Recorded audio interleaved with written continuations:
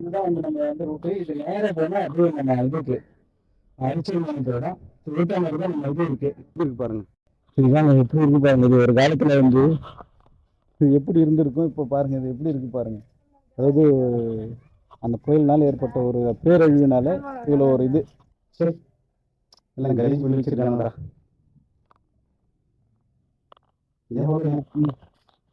முக்கியமான ஒரு விஷயங்கள் இதுதான். பொக்கிஷமா பாதுகாக்க வேண்டிய இடத்த ஃபுல்லாக தண்ணி அடிச்சுக்கணும் ஒரே ஆய்வு வச்சிருக்காங்க.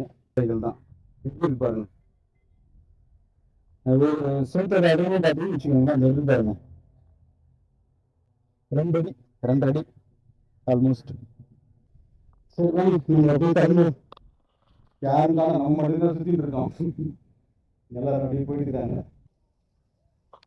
சரி இப்போ நான் ஒரு மீன் குழம்பு சாப்பாடு சொல்லியிருக்கேன், எப்படின்னு பார்ப்போம். இந்த டேஸ்ட் ஒன்றும் பெரிய லெவலெலாம் இல்லை, ஓகே தான். குழம்பு ஓரளவுக்கு நம்ம ஊர்நாட்டு ஸ்டைலில் இருந்தது. மீன் ஃப்ரைலாம் சுமாராக தான் இருந்துச்சு. இங்கே வந்துருக்கலாமாப்பா, நிறைய கடைங்க இருக்கு. வந்து இது வரைக்கும் அப்படி இருக்குன்னு நினைக்கிறேன். அந்த இது வரைக்கும் அதெல்லாம் வந்து கடல் அழிஞ்சு அதுக்கப்புறம் தண்ணி உள்ளே வந்துருக்கு போல. இந்த கடலில் பார்த்தீங்கன்னா அலை நிறைய இருக்கும். ஆனால் அந்த பக்கம் பார்த்தீங்கன்னா சாஃப்டாக இருக்கும். அலையே பார்த்தீங்கன்னா சாஃப்டாக இருக்கும் பாருங்க.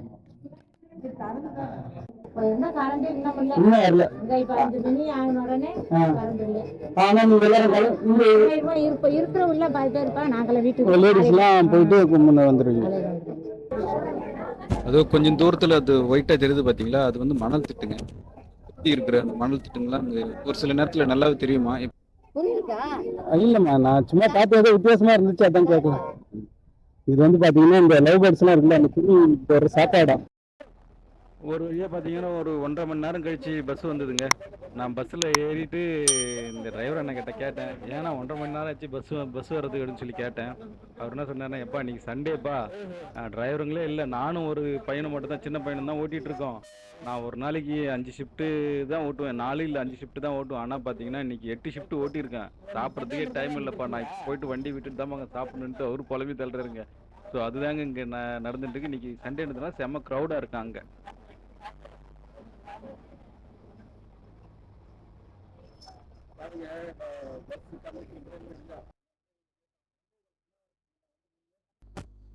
இப்போ நம்ம எங்கே போயிட்டு இருக்கோம்னு பார்த்தீங்கன்னா அரிச்சல்மனை போயிட்டு இருக்கோங்க. நீங்கள் கேட்கலாம், என்னடா இது திடீர்னு நேராக அரிச்சல்மனை போகிறோம் அப்படின்ட்டு. ஆக்சுவலி வந்து பார்த்தீங்கன்னா நான் ராமேஸ்வரம் 3 பார்ட்டாக போட்டிருக்கேன். இது 3ஆவது பார்ட்டு. நீ ஃபஸ்ட்டு 2 பார்ட்டு பார்க்கலன்னா அதை முதல்ல பார்த்துட்டு வந்துருங்க. அப்போ தான் வந்து உங்களுக்கு கிளியராக இருக்கும். ஏன் அப்படின்னாக்கா அந்த வீடியோ பார்த்தீங்கன்னா தான் உங்களுக்கு ஐடியா வரும். அதில் வந்து பார்த்தீங்கன்னா நம்ம ராமேஸ்வரம் பிரிட்ஜு, அப்புறம் வந்து குருசடத்தீவு, அது அது ஃபஸ்ட்டு பார்ட்டில் இருக்கும். செகண்ட் பார்ட்டில் வந்து நம்ம கோயிலோட இது, அந்த கோயில் அது சுற்றி உள்ள இடங்கள்லாம் காமிச்சிருக்கும். ஸோ முதல்ல நீங்கள் அதை பார்க்கலன்னா அதை முதல்ல போய் பார்த்துட்டு வந்துருங்க. அடுத்து வந்து பார்த்தீங்கன்னா அந்த எபிசோட் ஃபுல்லாக கொஞ்சம் ஆடியோ கொஞ்சம் கிளியர் இல்லாமல் இருக்கும். ஏன் அப்படின்னு பார்த்தீங்கன்னா காற்று இங்கே நிறைய அடிக்க ஆரம்பிச்சிருச்சிங்க. அதனால் வந்து ஆடியோவே சரியாக வரல. ஸோ கொஞ்சம் அட்ஜஸ்ட் பண்ணிக்கோங்க. நாம் தனுஷ்கோடி போகிறதுக்கு முன்னாடி அந்த தனுஷ்கோடி எப்படி அழிஞ்சதுன்றதை பற்றி சின்னதாக ஒரு ஏவியை பாட்டு வந்துடும், வாங்க. 1964 டிசம்பர் 22 தனுஷ்கோடியில் நடந்தது என்ன? ஒரு புயல் தாக்குனா என்ன ஆகும் அப்படிங்கறதான் ராமேஸ்வரம் பக்கம் தனுஷ்கோடிங்கிற அந்த சின்ன ஊரை தாக்குன புயல் உலகத்துக்கு சொல்லி இருக்குது. டிசம்பர் 22 1964 தனுஷ்கோடி அன்றைய நாள்ல வழக்கத்தை விட அதிகமான காற்றையும் மழையையும் எதிர்கொண்டிருந்துச்சு. அவங்கள பொறுத்த வரைக்கும் புயல் மையம் கொண்டிருக்குது, காத்தடிக்கும், மழை பெய்யும், கடலுக்குள்ள போக கூடாது, அந்த அளவுல மட்டும்தான் மக்கள் கிட்ட விழிப்புணர்வு இருந்தது. வங்க கடல்ல உருவான புயல் எங்க எப்போ கரையை கடக்க போகுது அப்படிங்கறதையெல்லாம் தெரிஞ்சுக்கிற வசதி அந்த நாட்கள்ல இல்ல. புயலோட தீவிரம் இந்த அளவுக்கு இருக்கும் அப்படிங்கிறது புயல் கரையை கடந்ததுக்கு அப்புறம் தான் தெரிஞ்சுது. பாம்பன்ல இருந்து தனுஷ்கோடி வரைக்கும் போகிற தனுஷ்கோடி பாம்பன் பேசஞ்சர் ரயில் எண் 653 சரியா இரவு 11:55க்கு தனுஷ்கோடிய நோக்கி தன்னுடைய இறுதி யாத்திரைய தொடங்குச்சு. ரயில் தனுஷ்கோடிய நெருங்கிறதுக்கு சில 100 மீட்டர்களுக்கு முன்னாடி காற்றோட வேகம் தீவிரமடைஞ்சு கடல் கொந்தளிக்க தொடங்கி இருந்தது. ரயில்வே சிக்னல், தந்தி கம்பங்கள்னு எல்லா தகவல் தொடர்பு சாதனங்களும் செயலிழந்து கிடந்தது. எல்லா பக்கமும் இருள் சூழ்ந்து இருந்ததுனால ரயில் வர்றத தெரிவிக்கிறதுக்காக தன்கிட்ட இருந்த விசில ஊதிக்கிட்டே வண்டிய நகற்ற ஆரம்பிச்சாரு அந்த என்ஜின் டிரைவர். அந்த நிமிடம், அந்த நொடி, அந்த 115 பேரும் என்ன மனநிலையில இருந்திருப்பாங்க. ஆழி பெருங்காற்றும் அதை தொடர்ந்த பேரலையும் ரயில வாரி அணைச்சுக்குச்சு. ரயில்ல பயணம் செஞ்ச அத்தனை பயணிகளும் ஜல சமாதி அடைஞ்சிட்டாங்க. ஒரு சில நிமிடங்கள் மட்டும் அவங்களுக்கு கிடைச்சிருந்தா அந்த பேசஞ்சர் ரயில் நிலையத்தை அடைஞ்சிருக்கும். விதி சற்றே வலியது. தனுஷ்கோடிக்கு முன்னாடியே புயல் தலைமன்னார நெருங்கி இருந்தது. தனுஷ்கோடியிலேயோ நிலைமை இன்னும் பரிதாபம். மின் கம்பங்கள் அருந்து ஊரே இருள மூழ்கி கிடந்தது. இதுதான் நடக்குதுன்னு தகவல் சொல்ல கூட அங்க இருந்தவங்களுக்கு வழியே இல்லாம போயிடுச்சு. ஒரு ரயில் 100 உயிர்களை காவு வாங்கி இருந்த அதே நேரம் ஒரு ரயில் சில 100 உயிர்களை காவல் காத்துச்சு. ஆமா, பெரும்பாலான மக்கள் தங்களோட உயிரை காப்பாத்திக்க தேடி ஓடின இடம் தனுஷ்கோடி ரயில் நிலையத்துல நின்னுகிட்டு இருந்த இன்னொரு ரயில தான். அந்த மக்கள் ரயிலையே நிரப்பி கதவு ஜன்னல்களை இறுக மூடிக்கிட்டாங்க. தங்களோட உயிர் காப்பாற்றப்பட்டுச்சு அப்படிங்கிற மகிழ்ச்சியை விட தொலைஞ்சு போன தங்களுடைய உறவுகள் பத்தின பயமும் சோகமும் அவங்கள வாட்டி வதச்சுது. கூச்சலும் குழப்பமும் நிறைஞ்ச தனுஷ்கோடி தன்னுடைய ஒட்டுமொத்த ஆர்ப்பரிப்பையும் அந்த ஒரே இரவுல வெளிப்படுத்தி அடங்கி இருந்தது. தனுஷ்கோடிய தாக்குன அந்த புயல் தலைமன்னார கடக்கிறப்போ மணிக்கு 150 கிலோமீட்டர் வேகத்துல நகர்ந்துச்சு. ஆனா அது தனுஷ்கோடிய நெருங்கினப்போ 250 கிலோமீட்டர் வேகத்துல தாக்கி இருக்குது. விளைவு 3 முழு கிராமங்கள் இன்னைக்கும் கடலடியில தான் இளைப்பாரிக்கிட்டு இருக்குது. தனுஷ்கோடி துறைமுகத்தையும் சேர்த்து ஆசியாவின் 20ஆம் நூற்றாண்டு பேரிழப்பா ஐநா சபை இந்த சம்பவத்தை அறிவிச்சது. அந்த இயற்கை பெருஞ்சீற்றம் நிகழ்ந்து 56 வருடங்கள் கடந்திருந்தாலும் அந்த பெருந்துயரின் சோகம் இன்றளவும் தனுஷ்கோடியில இடிந்த கட்டிடங்களா நிக்குது. இயற்கைக்கு முன்னாடி மனிதன் எதுவுமே இல்லாத பூஜ்யம் அப்படிங்கறதான் இது உணர்த்துது. மனிதர்கள் தான் புரிஞ்சுக்கணும். இதுதான் நம்ம ரூட்டு. இது நேராக போனால் அப்படியே நம்ம இதுக்கு அரிச்சல்மனை போயிடும். ஊட்டாமரி தான் நம்ம இது இருக்கு. ஸோ இதுதான்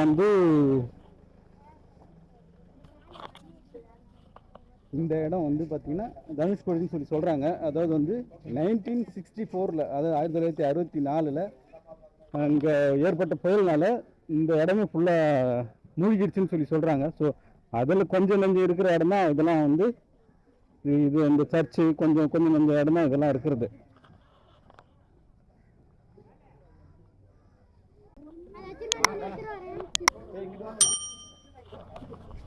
முன்னாடிலாம் பார்த்தீங்கன்னா இங்கே உள்ளே இறங்கி பார்க்கறதுக்கு அலோவ் பண்ணியிருந்தாங்க போல. இப்போ யாரும் உள்ளே விடுறதில்ல. இந்த மாதிரி இது கட்டி விட்டுருக்காங்க சுற்றி. ஏன்னா பில்டிங் ரொம்ப சேலம் அடைஞ்சிருக்கு. இதில் பார்த்தீங்கன்னு வச்சுக்கோங்களேன், இதில் ஃபுல்லாகவே இதுவும் இல்லையா, செங்கலும் இல்லை, பவளப்பாறைகள். எல்லாமே பவளப்பாறைகள் தான். எப்படி இருக்கு பாருங்க. இதுதான் எப்படி இருக்கு பாருங்க. இது ஒரு காலத்தில் இது எப்படி இருந்திருக்கும், இப்போ பாருங்க இது எப்படி இருக்கு பாருங்க. அதாவது அந்த புயல்னால ஏற்பட்ட ஒரு பேரழிவுனால இவ்வளோ ஒரு இது.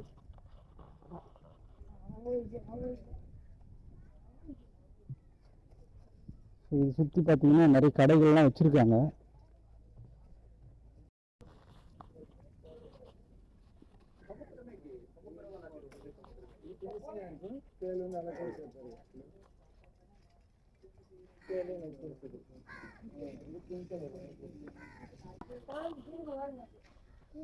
பாருங்க, போஸ்ட் ஆஃபீஸு, இது ஃப்ளோட்டிங் ஸ்டேனு, Rama restaurant, temple, medical college இதெல்லாமே இங்கே இருந்துவாங்க.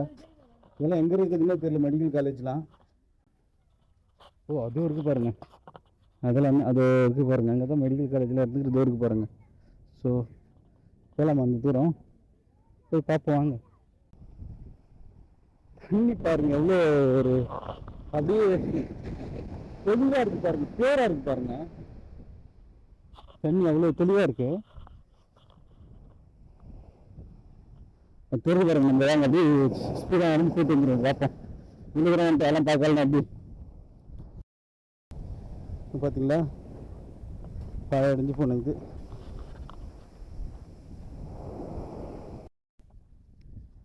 இதுதாங்க இந்த மெடிக்கல் காலேஜாக இருந்த இடம்னு நினைக்கிறேன். கரெக்டாக தெளிவாக தெரியல. பாருங்க எப்படி சிதலம் அடைஞ்சு போயிருக்கு பாருங்க ஃபுல்லாக. ஆனால் இந்த இது செங்கற்களால் ஒரு கட்டிடமாக தான் இருக்குது. அந்த தேவாலயம் அந்த களிமண்ணும் இது செங்கலும் கிடையாது, இதுவும் கிடையாது. பவளப்பாறைகளால் வச்சு கட்டியிருக்காங்க. ஆனால் இது செங்கலால் தான் கட்டியிருக்காங்க. பாருங்கள் எவ்வளோ தூரம் மண் தூக்கி வந்திருக்கு பாருங்கள். ஸோ இதுதான் நீங்கள் பாருங்கள், இது ஹைட்டாக இருந்திருக்கும். இப்போ நல்ல மண் எல்லாம் மூடினால இப்போ இதுவாக போயிருக்குது. ஒரு காலத்தில் இது எவ்வளோ கம்பீரமாக இருந்திருக்கும், எவ்வளோ மக்களுடைய புழக்கத்தில் இருந்திருக்கும் அது. இப்போ இன்றைக்கி பார்த்தீங்கன்னா இது ஃபுல்லாகவே அழிஞ்சு போச்சு. சரி, எல்லாம் கலீஜ் பண்ணி வச்சுருக்கானுடா.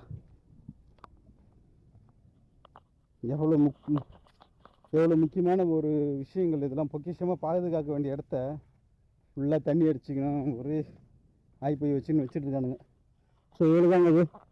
அதே தெரிஞ்சு பாருங்கள், அது எல்லாம் அந்த அங்கே அதுதான் வந்து ரயில்வே ஸ்டேஷனாக இருக்குன்னு நினைக்கிறேன். ரயில்வே ஸ்டேஷன், இது லைட் ஹவுஸு. சரிதாங்க, நம்ம அப்படியே போவோம்.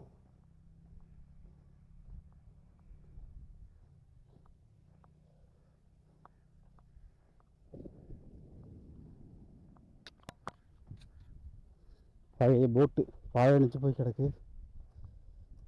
சங்குலாம் கிடக்கு பாருங்க, சங்கு, பழைய போட்டு.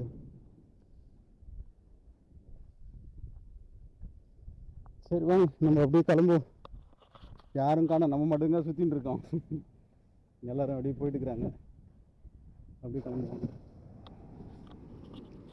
போயிட்டு சர்ச்சு இது இந்த லைட் ஹவுஸில் போய் பார்த்துட்டு அப்படி என்ன இருக்குன்னு சொல்லி பார்த்துட்டு அப்படி கிளம்பலாம்.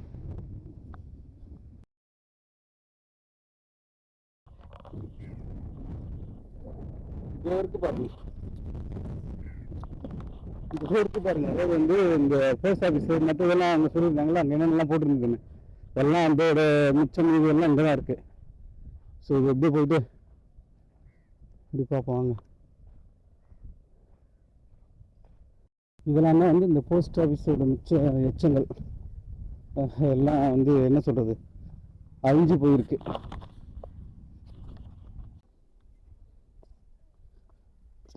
பார்த்தீங்களா, இங்கே இருக்கிற பில்டிங் எல்லாமே வந்து சுண்ணாம்பில் தான் கட்டியிருக்காங்க. இது கருவெல்லாம் இல்லை, இதுவும் இல்லையா, செங்கலும் இல்லை, பவளப்பாறைகள். எல்லாமே பவளப்பாறைகள் தான். எப்படி இருக்கு பாருங்க. ஒவ்வொரு சோத்தோட அகலமும் பார்த்தீங்கன்னு வச்சுக்கோங்களேன், அந்த இருக்கு பாருங்க, 2 அடி 2.5 அடி ஆல்மோஸ்ட். அதனால தான் வந்து இன்னும் ஒரு 150 வருஷத்துக்கு மேலே ஆகிட்டோம், இன்னும் அப்படியே இருக்குது. இன்னும் நம்ம ஊரில் கட்டுற மாதிரி கட்டியிருந்தா ஒரு 30, 40, 50 வருஷம் அவ்வளோதான், தூக்கி ஓடி போய். சரியா, இங்கே ஒரு ஹோட்டல் இருக்குது, போய் பார்த்துட்டு சாப்பாடு எப்படி இருக்கு முதல்ல சாப்பிடுவோம். சாப்பிட்டுட்டு லைட் ஹவுஸை பார்த்துட்டு அப்படியே கிளம்பலாம். அது இருக்கு பாருங்கள் லைட் ஹவுஸ்.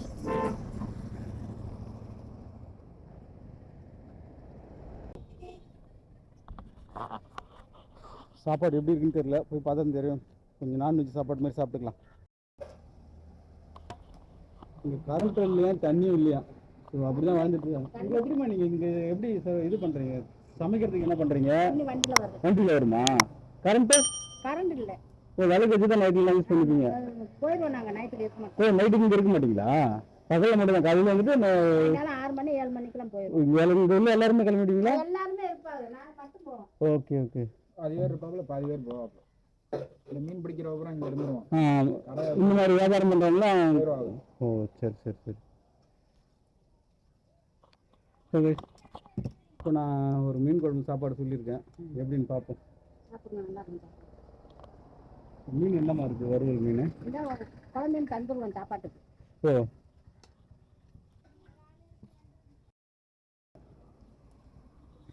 சாப்பாடு நல்லா இருக்குங்க.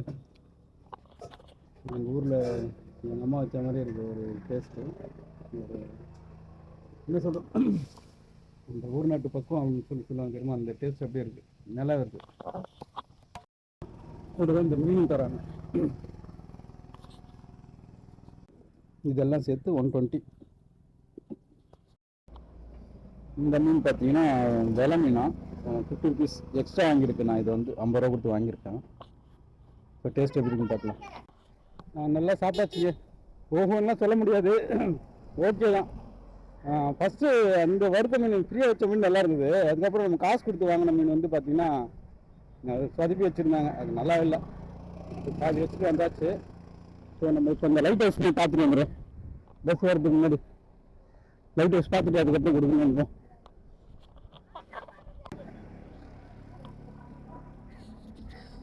இங்கே பார்த்தீங்கன்னா நிறைய கடை வச்சுருக்காங்க. இந்த சாப்பாடு கடைங்க நிறைய இருக்குது. பட் டேஸ்ட் ஒன்றும் பெரிய லெவலெலாம் இல்லை, ஓகே தான். கோயம்பூர் அளவுக்கு நம்ம ஊர்நாட்டு ஸ்டைலில் இருந்தது. மீன் ஃப்ரைலாம் சுமாராக தான் இருந்துச்சு. இங்கே வந்துருக்கலாமாப்பா, நிறைய கடைங்க இருக்குது. நம்ம பெரிய கடைங்க அங்கே இப்போ எங்கள் கடைங்க நிறைய இருக்குது, நிறைய மீன் கடையெல்லாம் இருக்குது.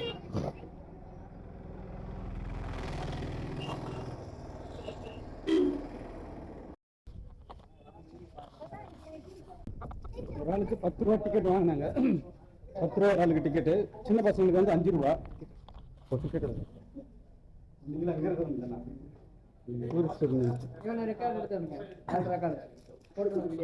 இவர் தான் வந்து இங்க டிக்கெட் கீப்பர்.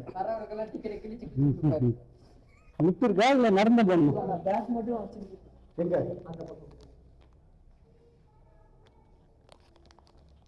பாருங்க எப்படி இருக்கு பார்த்தீங்களா? மொத்தம் எத்தனை ஃப்ளோர் இருந்தது? 11 ஃப்ளோரா?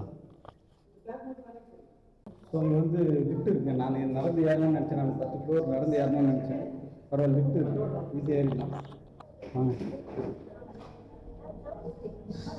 ஆக்சுவலி இப்படியே இப்போ மார்ச் ஏப்ரல் 3 மாதம் அவ்வளோதான் போயிருக்குங்க. தலை காட்ட முடியாது.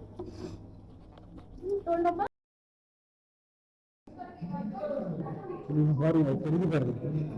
ஆக்சுவலி வந்து பார்த்தீங்கன்னா இந்த பக்கம் ஒரு 100 மீட்டர், இந்த பக்கம் 100 மீட்டர், மொத்தமாக 200 மீட்டர் தான் இருந்தது ஃபுல்லாக. இப்போ அந்த நிலத்தோட அமைப்பை.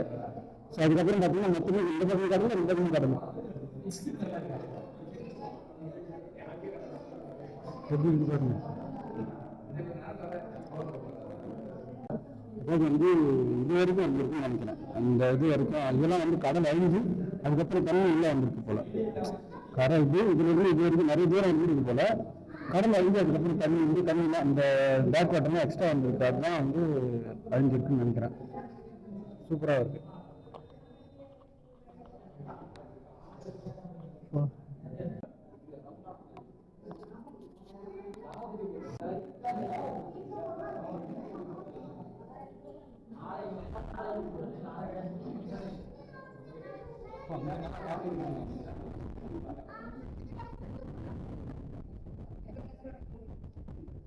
மொத்தம் வந்து 11 ஃப்ளோர் இருக்கு. 11 ஃப்ளோர்ல 5th ஃப்ளோர் வரைக்கும் அவ்வளோ பண்ணுறாங்க. அதுக்கப்புறம் அதை பண்ண மாட்டாங்க. பார்த்தீங்களா? இதுதான் இது வந்து அங்கே அது தெரிஞ்சு பாருங்க. லாஸ்ட் இந்த அரிச்சல்மனை லாஸ்ட் அதுதான் உண்டு. ஸோ நம்ம இப்போ அங்கே தான் போகணும். 5 கிலோமீட்டர் இருக்காங்க. பார்த்தா கம்மியாக இருக்கிற மாதிரி தான் இருக்கு. பார்த்தா வரைக்கும் தெரியும்னு நினைக்கிறேன். ஸோ நம்ம அவ்வளோ தூரம் போகணுன்ட்டு பஸ் வேறு வரல. போய் பார்ப்போம் வாங்க.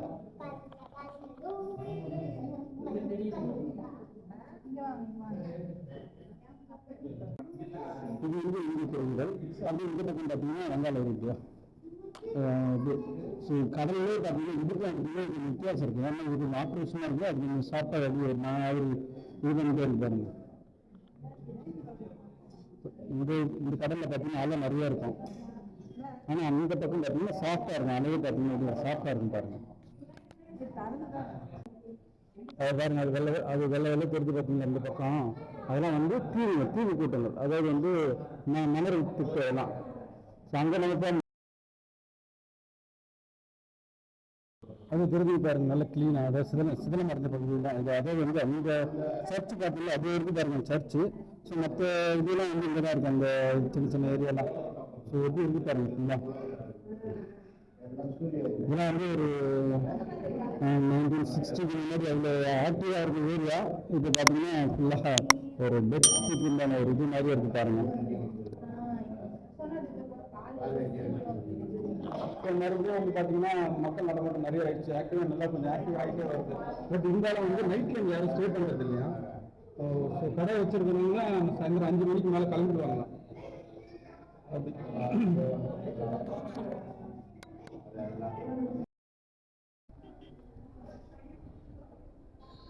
சரி நம்ம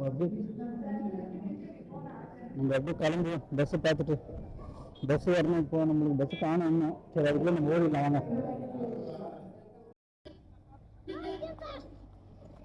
வாங்க ஸ்பீடாக போகலாம். பஸ் ஸ்டாண்டுக்கு போவோம் முதல்ல. ஏன்னா பஸ் இருக்கா பார்ப்போம். அப்படி இல்லைன்னா என்ன ஒரு பாட்டு வேணா வந்தா இல்லை ஆள் வேணா வந்து இது கேட்டு பார்க்கலாம், லிஃப்ட் கேட்டு பார்க்கலாம். புரியுதுக்கா? இல்லைம்மா, நான் சும்மா பார்த்து ஏதோ வித்தியாசமாக இருந்துச்சு அதான் கேட்கலாம். இது வந்து பார்த்தீங்கன்னா இந்த லவ் பேர்ட்ஸ்லாம் இருக்குல்ல, அந்த குருவி ஒரு சாப்பாடாம் கொத்தி கொத்தி சாப்பிடுமா நல்லா இருக்குமா. இது எங்க இருந்து கிடைக்கிறது? இது இல்லங்கா பக்கம் ஸ்ரீலங்கா பக்கம் கடலில் கிடைக்கிறதா? போட்டு எடுக்கணும். ஓ சரி சரி சரி. அப்புறம் வேற எதுவும் வைத்தியத்துக்கு சொன்னீங்களா? என்ன போடுங்க? முழங்கால வேதனைக்கு போடுவாங்க. ஆ வேதனைகளே சூடு பண்ணி போடுவாங்க மூட்டு வலிக்கு. ஓகே ஓகே சரிங்க. பார்த்தீங்களா நம்மளால வந்து சாப்பிட்டது அப்படியே வச்சு போட்டு வச்சுருக்காங்க. ஒர்க் ஆகிட்டு இருக்குன்னு கேட்குறேன். இந்த ஃப்ரிட்ஜு ஃபுல்லா ஐஸ் கட்டினா. ஓ ஐஸ் கட்டியா? கேர்ள்ஸ் இதை பார்த்தீங்களா? ஃப்ரிட்ஜுன்னு ஒன்று நான் இது நினச்சேன். ஃபுல்லா ஐஸ் கட்டினா. எப்படி யூஸ் பண்ணிட்டு இருக்காங்க பாருங்க. ஆமா. ஃபுல்லா ஐஸ் கட்டி வச்சு தண்ணி எப்படி இருக்கு? நல்ல சில்லுன்னு இருக்கு. 24 பையனோட போன கரண்ட் இனி என்னைக்கு வருது? ஓ அப்ப போன கரண்ட் ஆனால் 64க்கு முன்னாடி கரண்ட் இங்கே இருந்துச்சு. ஆனால் உங்களுக்கு தெரியாது இல்லைம்மா? நாங்களாம் சின்ன பிள்ளைங்க. ஆனால் போல இருந்தபோது உங்களுக்கு தெரியும். நானும் விவரம் தெரியாத பிள்ளைங்க. ஓ சின்ன குட்டி பசங்க இருந்து. 64 இருந்து. ஆனால் நீங்கள் இங்கே தான் இருந்தீங்க. நாங்க அஞ்சு. ஓ போல வரும்போது நீங்கள் அங்கே இருந்தீங்களா? பாதி பேர் இந்த மீனவர்கள் வந்துட்டு இருந்தது. பாதி பேர் ஆனால் முன்னாடி இங்கே நிறைய பேர் இருந்தாங்கல்ல. ட்ரெயின்ல வந்ததுல. ஓ ஆமாம்ல. அது எங்கம்மா ரயில்வே ஸ்டேஷன் எங்கம்மா அது? ரயில்வே ஸ்டேஷன் அந்த கட்டடங்க தான் அந்த கருவே. ஓ ஆமாம்மா. அது அந்த சர்ச்சு எல்லாம் முன்னாடி இருந்தது. ஓ இங்கே இருந்தது தான். ஆமா, அழிஞ்ச உடனே அந்த கட்டடம் மட்டும் இந்த இருக்குல அழிஞ்சு. இப்போ என்ன இருக்கோ அதுதான் இங்கே அழிஞ்சு போய் நிற்குது. முன்னாடி இல்லை. எட்டுக்குமே அந்த இருக்குல. உங்களுக்கு என்ன வயசுமா அப்பலாம்? ஒரு 5 வயசு. 5 வயசு. நல்லா விவரம் தெரியாது. ஆமா. உங்களுக்கு எப்படி இருந்தது அந்த மனநிலை இந்த நேரத்தில் உங்களுக்கு? சின்ன பிள்ளைல நமக்கு என்ன தெரியும், பாதி போயிடுச்சு எங்க ஆளுகளும் தண்ணி. அப்படியா? எத்தனை பேர் எல்லாம் போயிட்டாங்க. அப்படியா? எத்தனை பேர் செத்துருப்பாங்கம்மா? அது சொல்ல முடியுமா? இல்ல. ட்ரெயின்ல ஒரு ட்ரெயின் ஆமா கிட்டத்தட்ட பிறந்துச்சு. கிட்டத்தட்ட 2000 பேர் செத்துருப்பாங்களோ? கூட இருக்கும். இங்க உள்ள ஆளுங்க நிறைய பேர். இருந்தவங்க ட்ரெயின்ல வந்தவங்க. ட்ரெயினே பிறந்ததுல அப்ப இருந்த கரண்ட் இன்னும் இல்ல. இன்னும் வரல. இங்க இப்ப 5 மணி ஆன உடனே கரண்ட் இல்ல. ஆனா நீங்க எல்லாரும் இங்க இருக்கிறவங்க பாதி பேர் இருப்பாங்க. நாங்களே வீட்டுக்கு லேடிஸ் எல்லாம் போயிட்டு முன்ன வந்துருவீங்க. ஆட்கள் இருப்பாங்க பெண்களும். கொஞ்சம் பேர் இருப்பாங்க, மற்றவங்க கிளம்பி. இப்ப வாழல 50 அது வேலை வருது. Okay okay. கொஞ்சம் பேர் போறது போயிட்டு காலையில ஓடியாந்துருவோம்.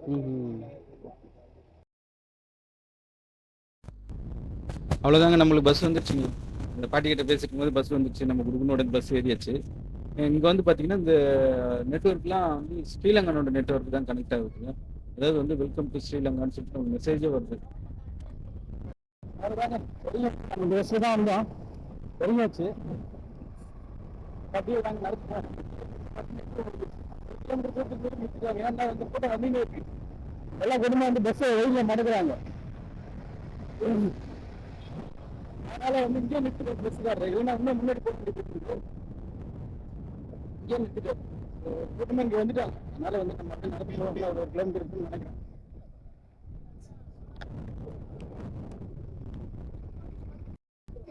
என்ன பார்த்தாலும் வெறும் ஸ்நாக்ஸ் கிடைக்கும் தான். எல்லாம் பர்லிசி வெள்ளரிக்கா பைனாப்பிள் இந்த பக்கம் தக்காளி.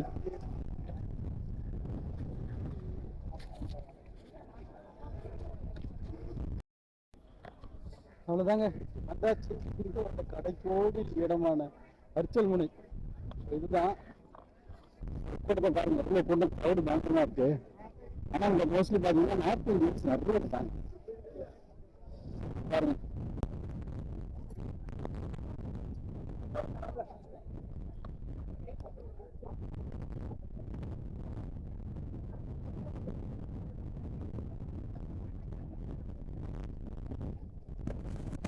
டெலஸ்கோப்லாம் வச்சுருக்காங்க.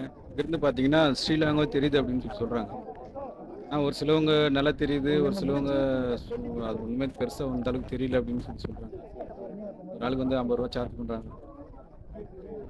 பார்க்கல, அப்படியே கிளம்பி போவாங்க.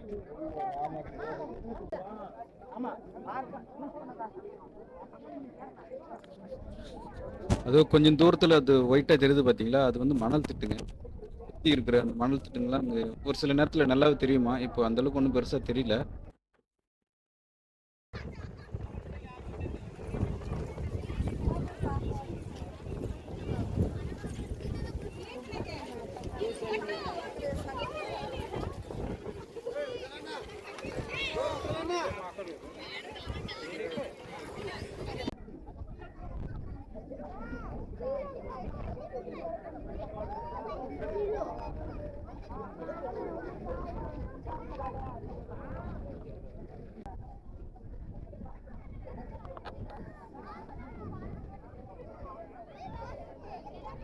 ஸோ இந்த இடம் வந்து கொஞ்சம் நாள் கம்மியாக இருக்கிறதுனால ஜனங்கள் குளிக்க அலோவ் பண்ணுறாங்க. ஸோ அங்கெல்லாம் பார்த்தீங்கன்னா அலோவ் ஜாஸ்தியாக இருக்குது. அதுவும் இல்லை கல்லுங்களாக இருக்குது, அங்கே இறங்க முடியாது. ஸோ அதனால ஜனம் வந்து இங்கே நின்று குளிக்க ஆரம்பிச்சுட்டாங்க.